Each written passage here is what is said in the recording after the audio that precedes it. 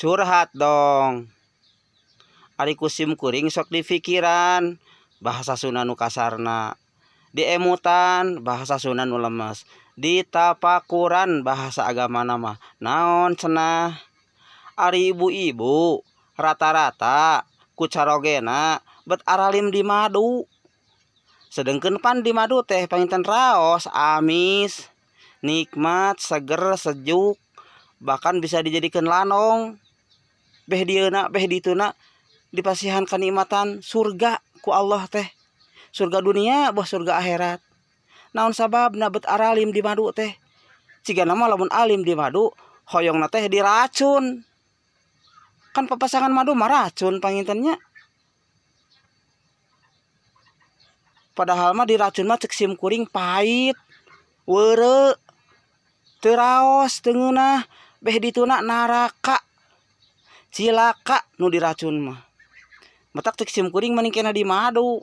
Di madu mah raos, amis, nikmat, sejuk, seger, bahkan bisa jadi lanong.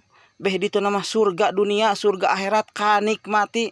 Sabab ridho jeung ikhlas.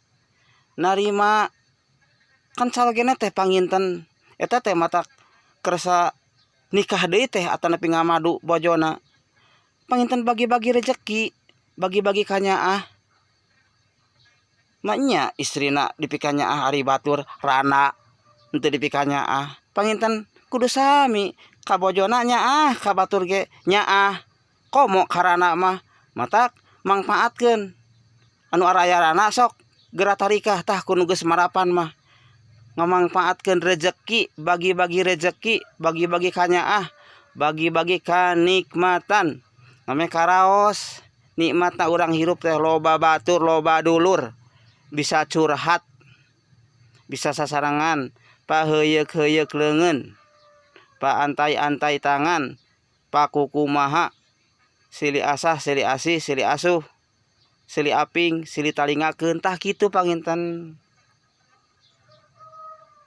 Insya Allah pidoana teh sadayananya sim kuring upami dikeresakeun aya milikna nu seueur nu loba nu tos teu katuang kedah kitu kudu kitu mame hirup teh mangpaat.